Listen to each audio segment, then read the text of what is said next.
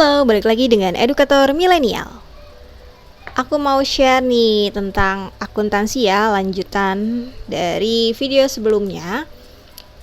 Dan ini adalah salah satu materi di buku analisis laporan keuangan karya Kasmir. Jadi kalau kalian punya buku itu dan sedang belajar, bisa langsung lihat bukunya ya. Ini ada di bab 5, rasio likuiditas. Seperti yang telah kita bahas sebelumnya, rasio likuiditas merupakan rasio untuk mengetahui apakah perusahaan mampu melunasi utang jangka pendeknya. Atau sering juga rasio likuiditas ini disebut sebagai rasio modal kerja. Jadi kalau kita ingin menghitung rasio likuiditas, kita menggunakan laporan posisi keuangan atau neraca. Umumnya standar suatu perusahaan dikatakan liquid atau bagus ya, kondisi likuiditasnya itu perbandingannya 2:1. 2 untuk harta lancarnya dan 1 itu untuk utang lancarnya. Namun hal tersebut tergantung dari masing-masing industri dari perusahaan tersebut. Oke, kita langsung aja ya ke contoh soalnya. Ini juga ada di buku. Kalau kalian mau lihat neracanya atau laporan posisi keuangannya ada di halaman 111. Dan jenis rasio likuiditas yang akan kita bahas di sini ada 5. Ada rasio lancar atau current ratio, rasio sangat lancar, quick ratio atau acid test ratio, ada rasio kas atau cash ratio, rasio perputaran kas, dan inventory to net working capital. Pertama nih kita akan membahas rasio lancar dulu ya. Jadi kalau kita ingin menghitung rasio lancar atau current ratio, kita langsung aja lihat rumusnya ya. Ada aktiva lancar atau current asset dengan utang lancar atau current liabilities. Oke, kita langsung aja ya ke hitung-hitungannya. Kita akan menghitung current ratio untuk tahun 2005. Aktiva lancarnya berapa? Nih ya, 2005. Aktiva lancarnya ini dalam jutaan 1.640. Kemudian utang lancarnya adalah 750. Maka jika dibagi hasilnya adalah 2,18 atau kalau dibulatkan 2,2. Interpretasinya aktiva lancar sebanyak 2,2 kali dari utang lancar. Setiap Rp1 utang lancar dijamin oleh Rp2,2 aktiva lancar. Jadi perbandingannya itu 2,2 banding 1. Itu artinya ini bagus ya di tahun 2005. Dan kalau kita mau menghitung tahun 2006, nih kita lihat aktiva lancarnya itu 1.340 nama ya. Dan utang lancarnya itu 750. Kalau dibagi hasilnya akan 1,8. Interpretasinya, kalau yang ini aktiva lancarnya sebanyak 1,8 kali dari utang lancarnya. Atau perbandingannya 1,8 banding 1. Kalau misalnya rata-rata industrinya karena rasionya harus 2, berarti kita tahu ya, kalau di tahun 2005 itu masih bagus karena kan ini 2,2 banding 1. Namun di tahun 2006 itu kurang bagus karena perbandingannya 1,8 banding 1. Masih di bawah rata-rata industri. Itu untuk interpretasinya. Begitu ya cara menginterpretasi dan menghitung rasio lancar atau current ratio. Oke, kita lanjut nih ke quick ratio. Kalau quick ratio, bedanya apa sih sama current ratio? Kalau current ratio itu ada nilai persediaannya, tapi kalau di quick ratio itu tanpa nilai persediaan atau inventory. Makanya di sini ada 2 cara ya, 2 rumus. Kita bisa menghitung pakai yang atas, harta lancar dikurang persediaan dibagi utang lancar. Atau cara yang kedua, kita bisa menggunakan yang ini, kas ditambah bank ditambah efek tambah piutang dibagi current liabilities atau utang lancar. Itu bank itu maksudnya uang kita yang ada di bank, efek itu surat berharga ya. Oke, kita coba nih hitung tahun 2005 ya. Berapa quick ratio atau acid ratio-nya? Kita menggunakan yang ini aja, yang pertama menggunakan inventory ya. Berarti yang harus kita cari angkanya angka current asset, kemudian angka inventory dan current liabilities. Current assetnya tuh yang ini, kemudian inventory atau sediaan yang ini, dan current liabilities atau utang lancarnya adalah yang ini. Oke, kita kalau mau menghitung yang tahun 2005 berarti kan angkanya ya ini 1640 dikurang sediaannya yang ini 250 dibagi utang lancarnya tuh 750. Oke. Nih, maka hasilnya 2,52 kali. Dan kalau yang 2006, kita coba hitung ya, yang 2006 aset lancarnya itu 1370, kemudian sediaannya itu 310, dan utang lancarnya itu 750. Maka hasilnya 2,2 kali. Interpretasinya adalah jika rata-rata industrinya adalah 1,5 kali. Berarti kalau di bawah 1,5 kali itu kurang bagus kondisinya ya. Karena di bawah rata-rata industri. Tapi kalau di atas itu berarti sudah bagus. Dan di sini di tahun 2005 dan 2006 ternyata dua-duanya lebih besar dari rata-rata industri. Itu artinya kondisi perusahaannya itu bagus. Dan perusahaan tidak perlu menjual sediaan mereka untuk melunasi utang lancarnya. Kemudian selanjutnya kita akan membahas rasio kas atau cash ratio. Sini rumusnya kita tahu ada kas atau kas ekuivalen dibagi dengan current liabilities atau utang lancar, atau kas ditambah uang yang ada di bank dibagi current liabilities atau utang lancar. Jadi yang kita butuhkan adalah ini kas, kemudian bank itu giro sama ya, current liabilities-nya atau utang lancarnya.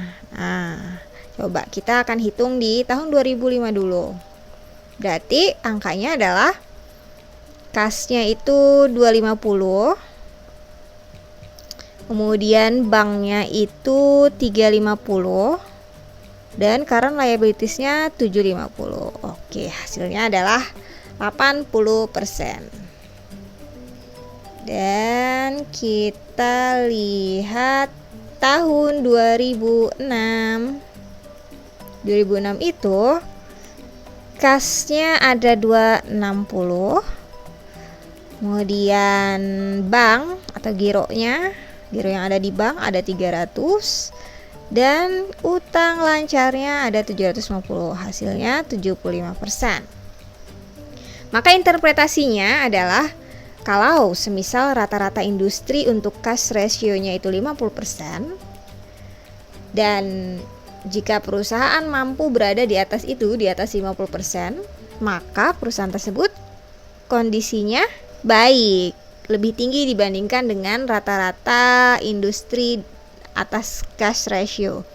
Tapi kalau misalnya bedanya terlalu jauh dari rata-rata industri atau terlalu tinggi gitu ya, dibandingkan dengan rata-rata industri, itu juga kurang bagus atau kurang baik, karena itu dapat didefinisikan bahwa terdapat dana yang cukup besar yang tidak digunakan secara efektif di perusahaan tersebut, atau dana menganggurnya ada lumayan banyak gitu loh. Makanya akan lebih baik jika di atas rata-rata industri namun tidak terlalu jauh dari kisaran rata-rata industri. Tapi kalau misalnya masih di bawah rata-rata industri, itu mencerminkan kondisinya perusahaan tersebut kurang baik. Gitu. Oke, kita akan masuk ke rasio perputaran kas. Ini yang keempat ya.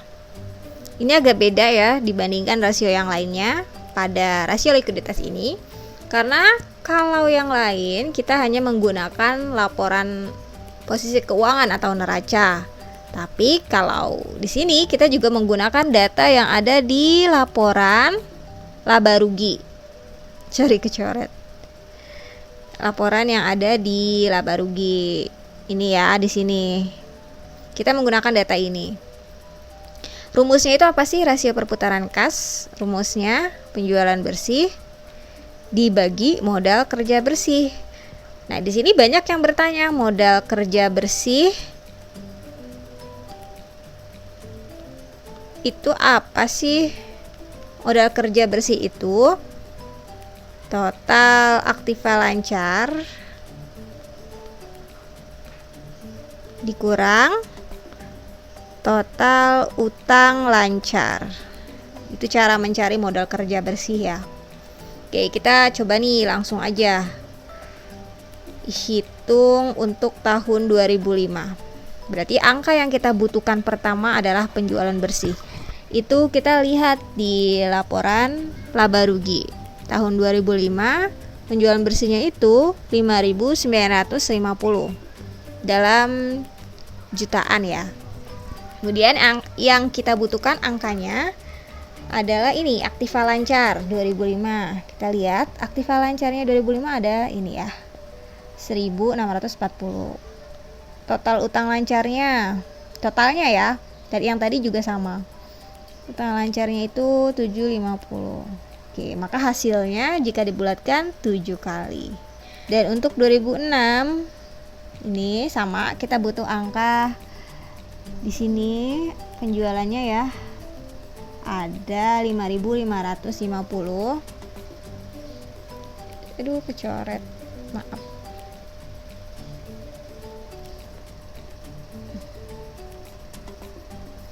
Ini ya, ada 5.550. Kemudian total aktiva lancarnya 1.340 dan total utang lancarnya ada 750. Maka hasilnya jika dibulatkan adalah 9 kali karena 9,4 ya. Interpretasinya adalah semisal rata-rata industrinya untuk perputaran kas ini 10%. Nah, di tahun 2005 kita lihat ini ya hasilnya, di bawah rata-rata industri, kurang dari 10%. Itu artinya kondisinya kurang baik ya. Tapi di 2006 juga sama, ternyata masih di bawah 10%. Jadi masih dinyatakan kurang baik. 2006 ini interpretasinya agak salah karena pembulatannya gitu ya. Maka di 2005 dan 2006 ternyata rasio perputaran kas untuk perusahaan tersebut kondisinya kurang baik karena sama-sama di bawah rata-rata industri, yaitu 10%. Oke, kita lanjut ke inventory to net working capital. Di sini rumusnya inventory atau persediaan dibagi current asset dikurang current liabilities. Harta lancar dikurang utang lancar. Berarti yang kita butuhkan adalah angka-angka yang ada di sediaan inventory, kemudian current asset atau aktiva lancarnya, dan yang ada di current liabilities atau utang lancar. Nah, kita langsung aja nih coba cari untuk yang tahun 2005. Berarti inventorinya untuk tahun 2005 adalah 250. Current assetnya 1.640 dan current liabilitiesnya 750. Maka hasilnya adalah jika dibulatkan 11%. Kemudian kita coba hitung yang untuk 2006. Sediaannya itu ada 310. Kemudian current assetnya ada 1.340 dan current liabilitiesnya ada 750. Hasilnya jika dibulatkan 15%. Ini interpretasinya, semisal rata-rata industri untuk inventory to net working capitalnya adalah 12%, Maka jika lebih dari 12%, perusahaan tersebut kondisinya baik.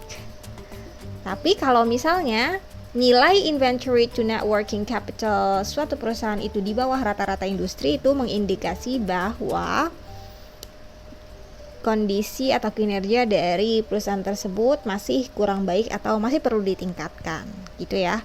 Jika di atas rata-rata industri, ini kondisinya baik atau bagus. Di tahun 2005 itu di bawah rata-rata industri, berarti kondisinya kurang baik ya pada tahun 2005. Namun di tahun 2006 itu ada peningkatan menjadi 15%. Artinya kondisi perusahaan pada 2006 itu sudah baik karena di atas rata-rata industri sebesar 12%. Begitu. Oke, jadi itulah 5 cara kita menghitung rasio likuiditas. Ada 5 ya.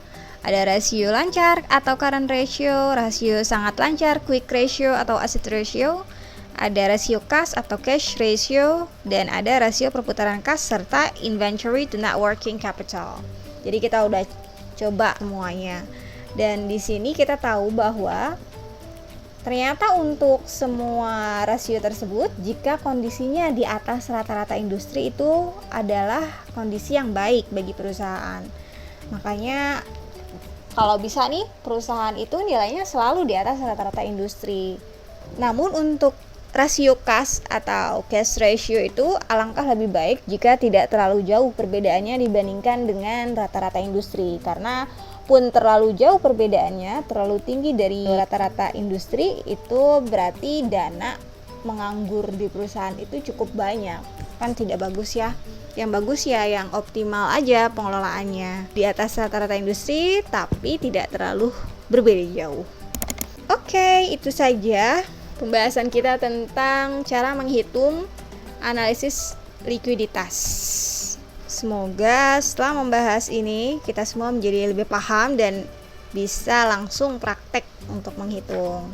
Kalau misalnya kalian ada pertanyaan, silakan aja langsung tulis di kolom komentar ya. Dan jangan lupa support channel ini supaya semakin semangat untuk terus menyebarkan ilmu. Sekian dari aku, semoga bermanfaat and see ya!